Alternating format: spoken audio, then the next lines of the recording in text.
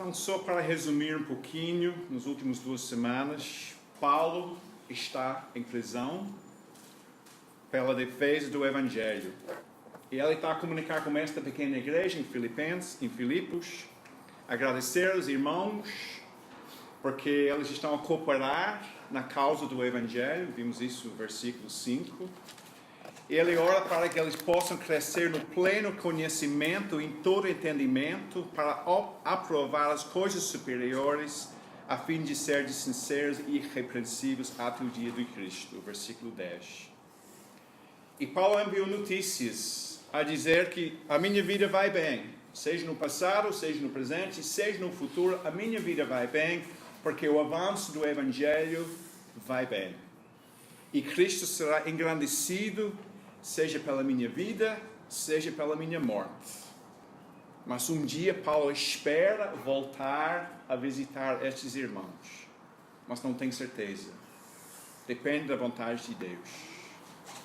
E agora, a partir do versículo 27, Paulo continua com este tema do avanço do Evangelho e coloca o foco sobre a responsabilidade da igreja local em relação ao avanço do Evangelho.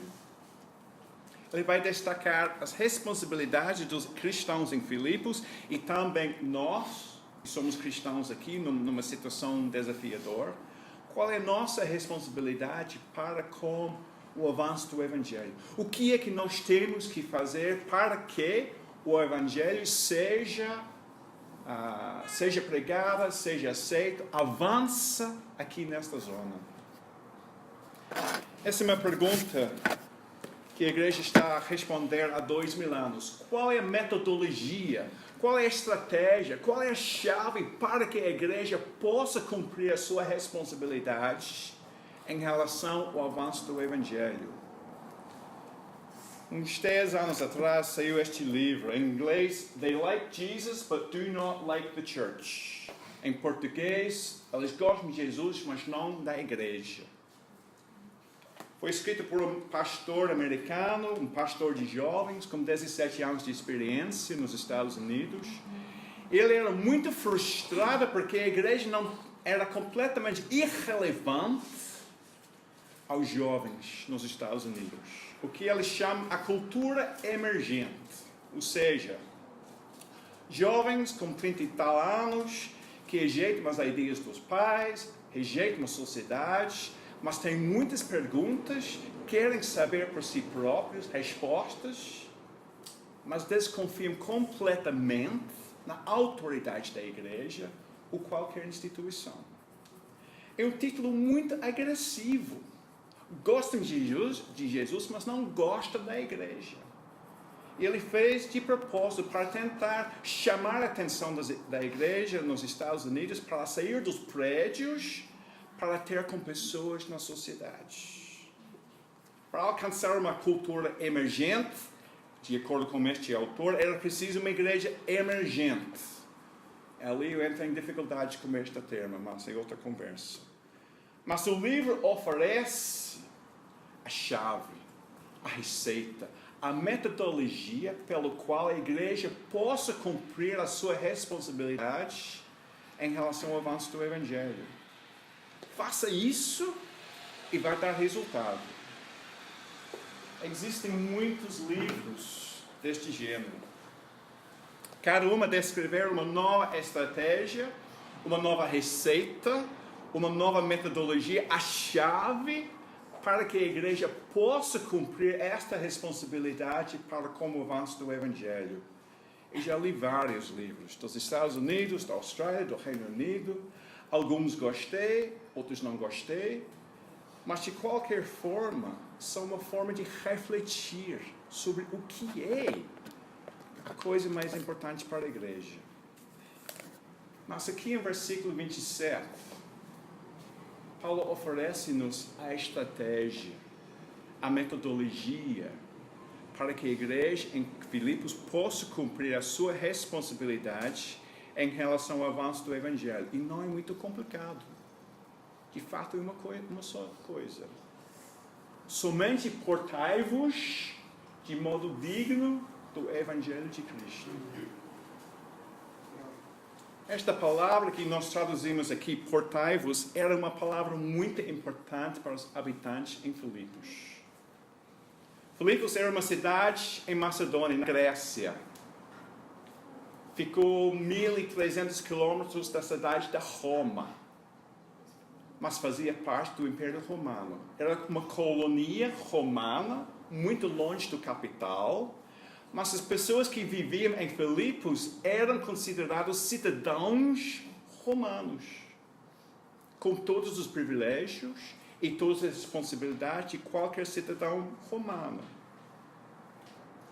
E por causa desta cidadania romana, eles deviam portar-se dignos de ser cidadãos romanos. E por causa disso, em vez de falar grego, falavam latim. E tinham todos os direitos e privilégios de qualquer cidadão romano a viver em Roma, mesmo sendo 1.200 quilômetros longe do capital. Ou seja, portai-vos tem a ver com a sua identidade, a sua cidadania, de onde você é. E Paulo usa a mesma palavra em capítulo 3, versículo 20. E nós traduzimos aí, mas a nossa pátria está no céu, de onde também aguardamos um Salvador, o Senhor Jesus Cristo. A nossa pátria. Nós compreendemos esta frase. É a nossa identidade, o DNA. Quando estamos longe da nossa casa e ouvimos alguma coisa da nossa pátria, ficamos orgulhosos, né? Quando estamos aqui, o Brasil ganhou Portugal, os portugueses ficam tristes, os brasileiros ficam empolgados, né?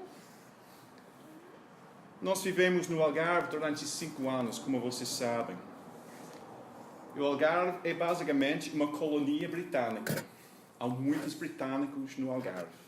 Pessoas a viver e fazer a sua reforma. E muitos britânicos vão para o Algarve de férias, para visitar, conhecer as praias lindas e tudo mais. Mas eu confesso várias vezes, ao ver alguma coisa que os turistas estavam a fazer, eu fiquei com vergonha da minha pátria, dos britânicos. A forma que eles estavam a portar-se foi uma vergonha para a minha pátria. E o resultado deste mau comportamento no Algarve foi que era mais difícil para nós, uma família britânica, conquistar respeito e amizade dos portugueses no Algarve. Por quê? Porque eram tão chateados com o comportamento dos britânicos. Paulo escreve para estes cristãos numa igreja pequena e jovem, uma igreja que está a viver num contexto difícil, desafiador, num contexto pagão, hostil ao Evangelho, e a estratégia que ele oferece é muito simples. Portai-vos de modo digno do Evangelho, de modo digno da sua pátria, da sua cidadania, como cidadãos do céu. Este livro, eles gostam de Jesus, mas não gostam da igreja. Há vários fatores nisso, mas um dos fatores, nas entrevistas que ele tem com jovens dos Estados Unidos, eles não gostam da igreja por causa da hipocrisia dos cristãos. A falta de amor, a falta de respeito, a falta de compaixão. Ou seja, o comportamento dos cristãos afastou pessoas da igreja por um mau testemunho. E Paulo continua em versículo 27 e 28 a explicar o que significa portai-vos de modo digno num contexto desafiador. Ele diz: permaneceis firmes num só espírito, combatendo juntos com uma só alma pela fé do Evangelho. A coisa que chama a minha atenção aqui primeiramente é que está no plural. Permaneceis, combatendo juntos, com uma só alma, permaneceis firmes. É uma coisa que significa, não é individual. Nós tornamos cristãos quando tivemos um relacionamento pessoal entre a pessoa e Deus através de Jesus Cristo. A conversão é algo pessoal, individual. Mas viver como cristão não é algo que se faz individualmente. Viver aqui e agora como seguidor de Cristo implica fazer parte da igreja, família, corpo, nação. É plural. É plural. E a possibilidade de permanecer firme, de combater pela fé do Evangelho, é só possível quando estamos juntos, no plural. Não é fácil. E Paulo diz, num só espírito, uma só alma.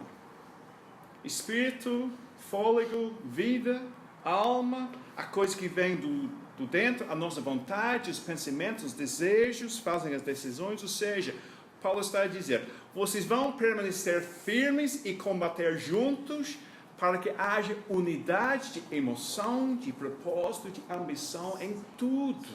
Unidade. Não é para que nós sejamos robôs. Não é para que nós sejamos clones, igualzinho um ao outro. Mas no propósito, no alvo, que é pela fé do Evangelho, somos unidos. No plural. E quando Paulo fala sobre a fé do Evangelho, pode compreender esta expressão como combater para que outras pessoas tenham fé no Evangelho.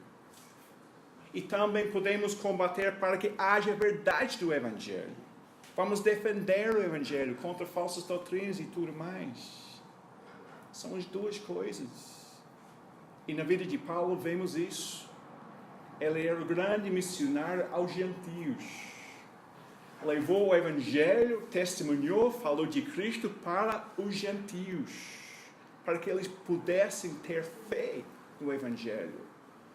Mas também ele era o grande pastor, através das cartas, a corrigir falsas doutrinas, a combater contra falsos professores, ou seja, as duas coisas. Somente portai-vos de modo digno do Evangelho de Cristo, permaneceis firmes num só Espírito, combatendo juntos como uma só alma pela fé do Evangelho. Alguém aqui já teve oportunidade para jogar rugby?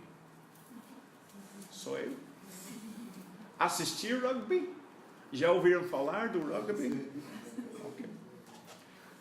Há muitas regras, mas uma das regras mais importantes é que a bola não pode ir para frente. Tem que sempre viajar para trás. E em qualquer momento a bola chega a viajar para frente, o juiz vai parar o jogo e vai pedir um scrum. Okay? O que é um scrum? 8 jogadores numa equipe, 8 jogadores na outra equipe. São os jogadores mais pesados, mais fortes da equipe. E se forma este formato.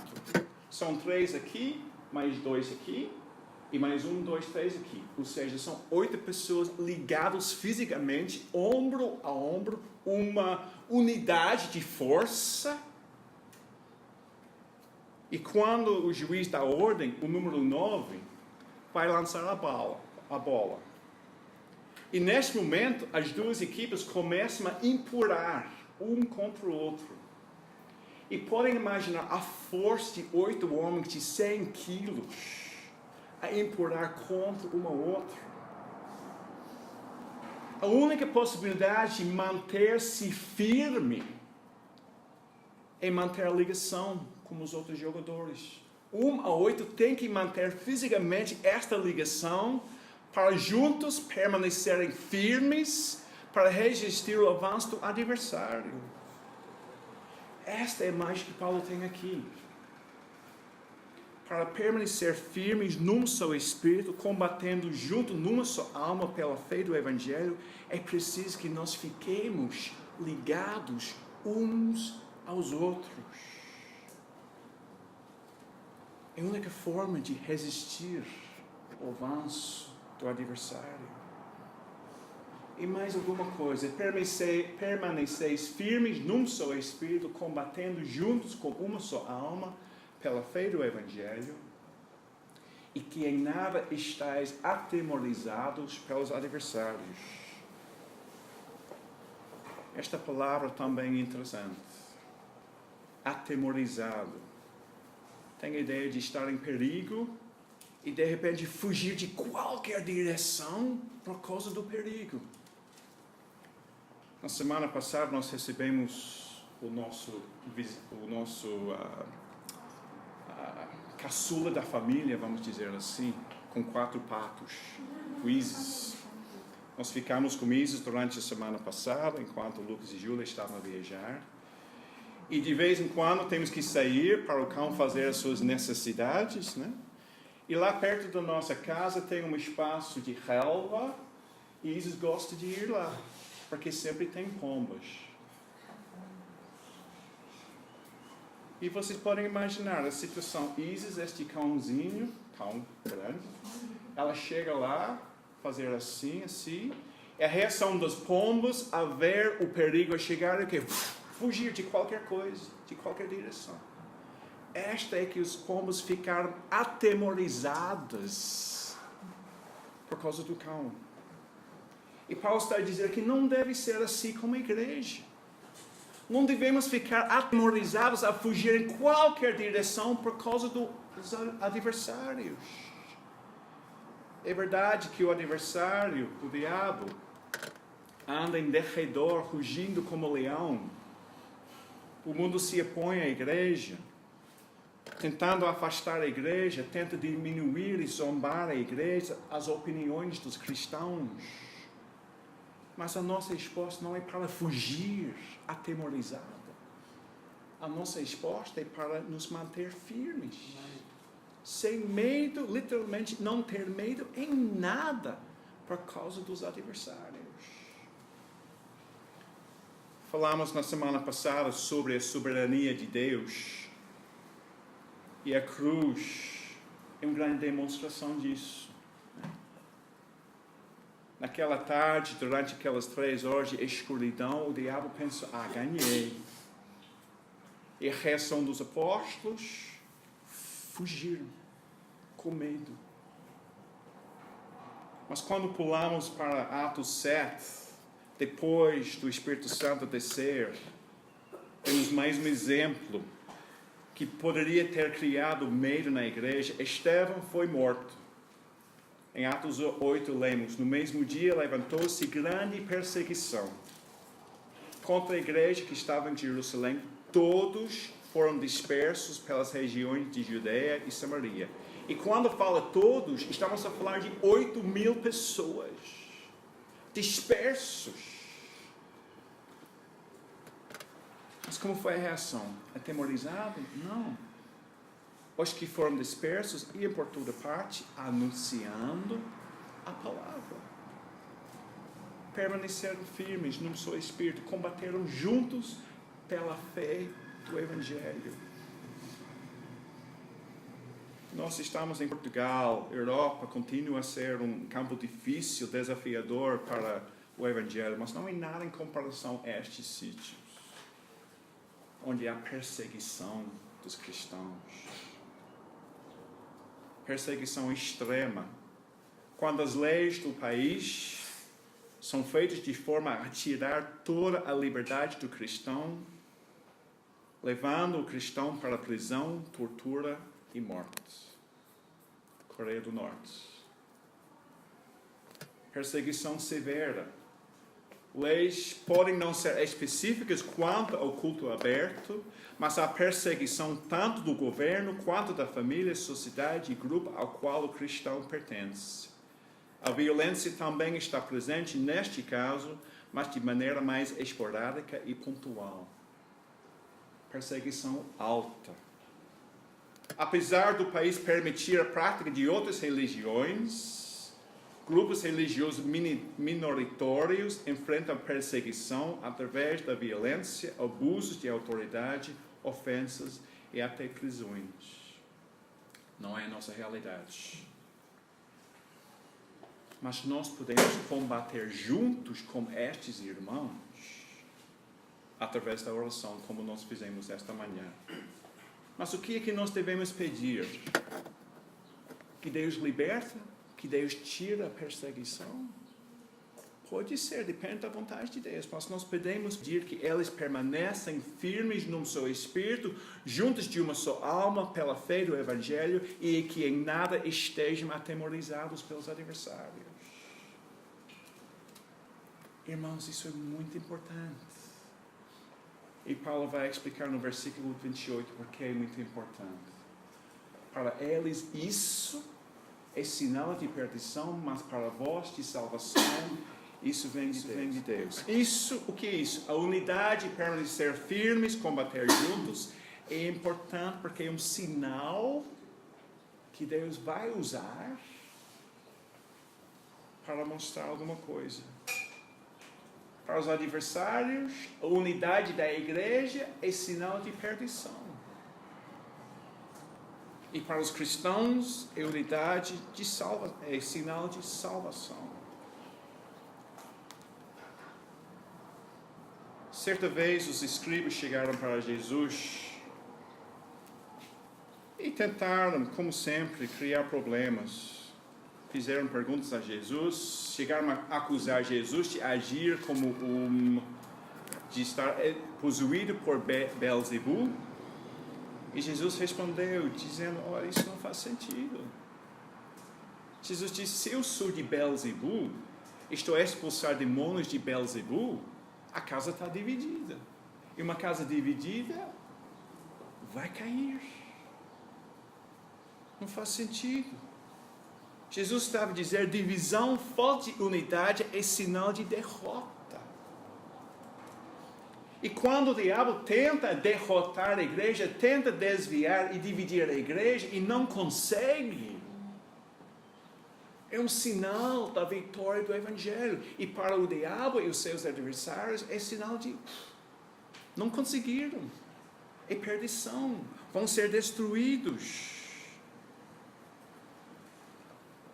Mas para as pessoas que permanecem firmes, esta unidade é sinal da presença de Deus. Porque é só através da graça que nós podemos manter-nos firmes num só espírito, numa só alma. Isso que Paulo diz no capítulo 1, versículo 6. Quando ele diz, estou certo disso, aquele que começou a boa obra em vós, irá aperfeiçoá-la até o dia de Cristo Jesus. Uma parte deste processo de aperfeiçoar a boa obra na vida do cristão é que Deus concede ao cristão uma oportunidade de sofrer por causa de Cristo. Isso que ele declara no versículo 29.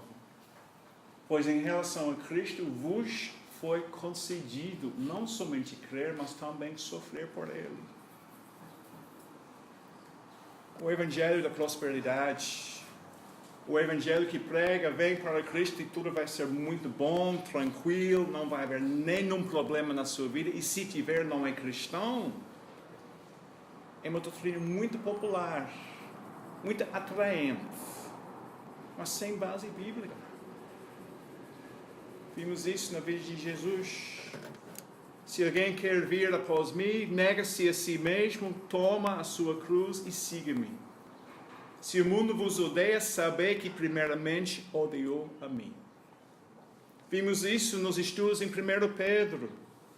Ainda que agora sejais necessariamente afligidos por várias provações por um pouco tempo, para que a comprovação da vossa fé redunde em louvor, glória e honra a Jesus Cristo. Provações são os comprovativos da nossa fé. E o fato destes irmãos continuarem firmes, combatendo juntos numa só alma pelo Evangelho, é a comprovativa que a fé que eles precisam vem de Deus, através do Espírito Santo, e eles estão lá. Mas, curiosamente, Paulo, seguindo esta linha bíblica, que as provações vêm, ou as provações na soberania de Deus, fazem com que nós percebemos ainda melhor a nossa fé. Paulo descreve a possibilidade de sofrer como um presente de Deus. Vos foi concedido. É a mesma raiz da palavra graça. Vos foi concedido não somente crer. A fé vem pela graça. Um favor imerecido de Deus, para que possamos crer em Jesus, para que possamos ser salvos. Um favor imerecido. Mas sofrer também é um favor imerecido de Deus. É uma graça. Confesso, irmãos, está difícil. Eu não sei se eu quero receber este favor imerecido de Deus.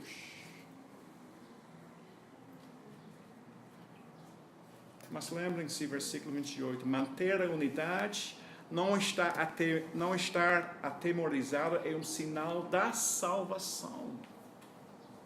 É um comprovativo que a minha fé não depende de mim, mas vem de Deus. Sofrer dá-nos a oportunidade para crescer na fé, para crescer na confiança, na dependência de Deus, para identificar-nos com Cristo e com outros cristãos. E serve como manifestação da graça e o poder de Deus na sua vida e na minha vida. Segundo Coríntios, Paulo diz, temos, porém, esse tesouro em vasos de barro, para que o poder extraordinário seja de Deus e não nosso. Sofrer não deve ser uma surpresa. Não devemos ficar atemorizados com o sofrimento aqui e agora. De fato, a realidade é que se nós queremos que o Evangelho avance, se nós queremos assumir a nossa responsabilidade para que isso possa acontecer, implica sofrimento. Implica sofrimento. Tendo o mesmo combate que já vistes em mim e que agora sabeis que está em mim. Foi assim com Paulo, foi assim com a igreja antiga, é assim em vários países ao redor do mundo e cada vez mais vai ser a nossa realidade aqui na Europa. Muitos livros, muitas ideias para cumprir a nossa responsabilidade. Uma coisa só, portai-vos como cidadãos do céu, de modo digno do Evangelho.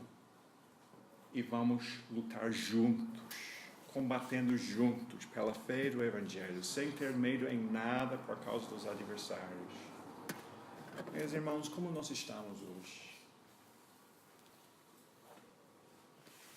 Eu sei que cada um está a passar por situações pessoais, desafios ao nível do trabalho, ao nível financeiro, ao nível da família.